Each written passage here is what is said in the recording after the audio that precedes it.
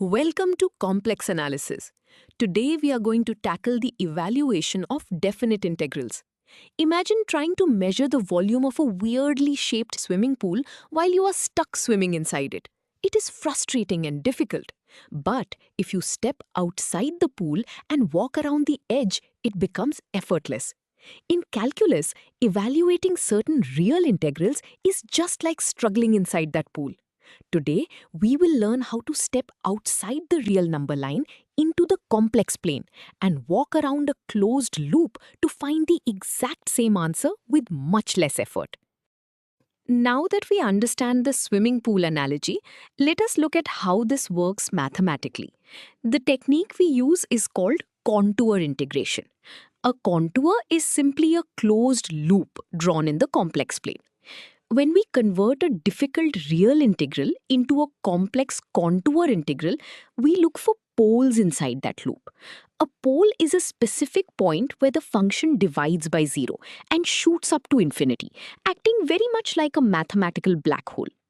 Every pole has a residue, which is a numerical value representing the strength or weight of that black hole.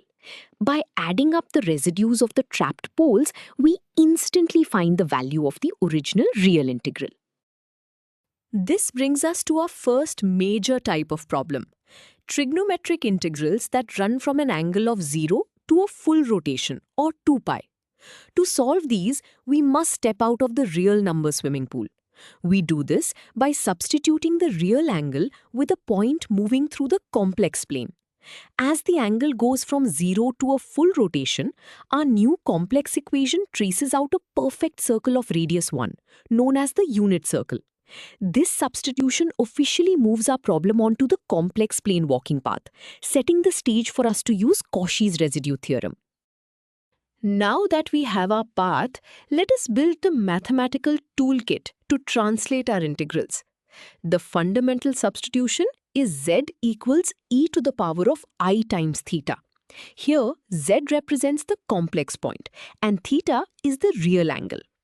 Taking the derivative gives us a direct relationship to replace the real differential d theta with a complex fraction. Next, using Euler's formula, we translate the standard cosine and sine functions into averages of complex terms and their reciprocals.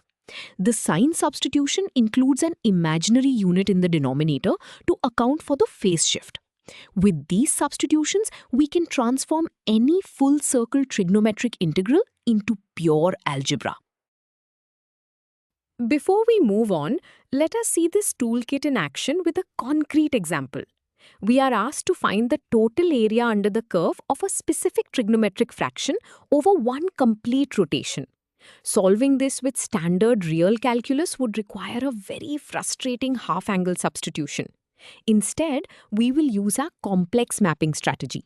We replace the straight integral sign with a closed loop integral over the unit circle, denoted by c. We swap out the cosine function for its complex fraction and replace the differential with its complex equivalent. We have now officially entered the complex plane. Continuing with our transformed integral, our next task is to simplify this messy algebraic fraction. First, we distribute the multiplication in the denominator. The number 4 multiplied by the fraction over 2 simplifies neatly to a factor of 2, removing one layer of fractions. However, we still have a negative exponent and an extra complex variable floating outside. By multiplying the complex variable from the differential into the main denominator, we eliminate the negative exponent entirely. We factor the imaginary unit to the front, leaving us with a very clean, standard quadratic equation at the bottom of our fraction. Now that we have a clean polynomial, we must find the roots of this quadratic equation, because those roots are exactly where our function divides by 0. We take the quadratic expression from the denominator and set it equal to 0. Solving this equation will reveal the exact locations of our poles, which are the mathematical black holes we discussed earlier. Factoring the equation reveals two distinct poles in the complex plane, one at -2 and another at -1/2. Finding these points is the most critical step because the entire residue theorem depends on knowing exactly where the function blows up to infinity. Let us pause to visualize the strategy we just used. This diagram shows our walking path, the unit circle, in the complex plane. Notice the two red crosses representing our poles? The circle safely encloses the problematic pole at -1/2, while completely ignoring the pole at -2, which sits outside our swimming pool. This visual separation is why contour integration is so powerful. It turns a continuous area problem into a simple counting problem. We only care about the mathematical black holes that we actually walk around. Therefore, we will only calculate the residue for the enclosed pole. Returning to our calculation, we must now find the residue at our trapped pole. We use the standard limit formula for a simple pole. We multiply our entire complex function by a term that perfectly cancels out the division by zero problem at that specific point. By taking the limit as the variable approaches the pole, we extract the exact weight of this mathematical black hole. After factoring the quadratic denominator, the problematic term perfectly cancels out. This leaves us with a safe, well-behaved fraction where we can directly plug in our pole's location. For our final steps, we plug the value of -1/2 into the remaining expression. The arithmetic simplifies down to a single fraction, 1 over 3i. This is our residue. Now we apply Cauchy's residue theorem, which states that the closed loop integral is the sum of the enclosed residues multiplied by 2 pi I. We plug our calculated residue directly into the parentheses. The imaginary units perfectly cancel each other out, leaving us with a clean, real numbered final answer of 2 pi over 3. We found the exact area under the curve without ever doing messy real number calculation. This success leads us to the second major type of problem we can solve: improper integrals. These are integrals that stretch from -infinity to +infinity along the real number line.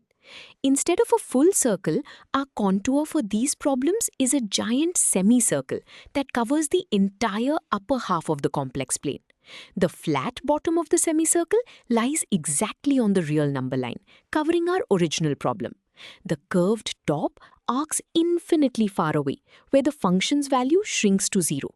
By finding the poles trapped inside this giant upper dome, we can evaluate infinite real integrals using the exact same residue shortcut.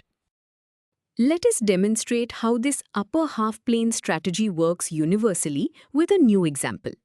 We are asked to find the total area under a bell-shaped curve across the entire infinite real number line.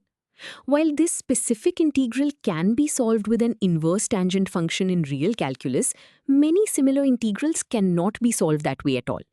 Our first step is to simply replace the real variable x with a complex variable z, upgrading the function to live in the complex plane.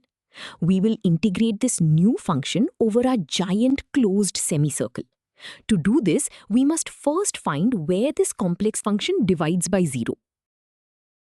Continuing our process, setting the denominator equal to 0 reveals two poles for this function.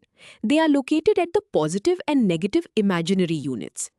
Because our chosen contour is a giant semicircle covering only the upper half of the complex plane, we only care about poles with the positive imaginary part. The pole at the negative imaginary unit is buried in the lower half plane, completely outside our contour, so we ignore it.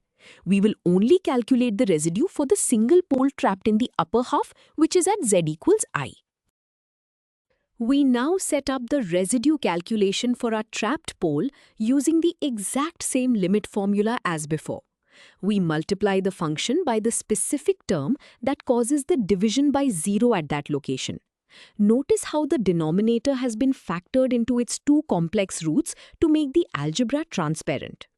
As we take the limit, the problematic terms cancel out perfectly, leaving a safe expression. After plugging in the location of the pole, we arrive at a simple fraction, 1 over 2i. This is the mathematical weight of the single pole trapped inside our giant upper semicircle. For our final step, we are ready to plug this weight into Cauchy's residue theorem.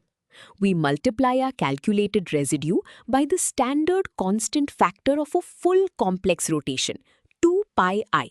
The imaginary units in the numerator and denominator are perfectly aligned to cancel each other out.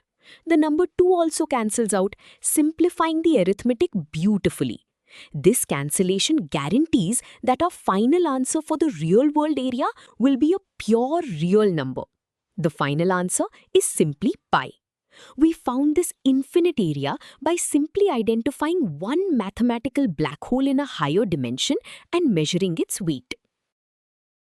To summarize, evaluating difficult real integrals becomes much easier when we translate them into the complex plane. By choosing an appropriate closed loop, like a unit circle for trigonometric functions or a giant semicircle for infinite real lines, we trap the problem areas inside a boundary. We then calculate the residue at each trapped pole, which tells us the mathematical weight of that point. Finally, multiplying the sum of these weights by a constant gives us the exact value of the original real integral, bypassing tedious calculus entirely. You now have a powerful tool used in modern physics and engineering. Great job!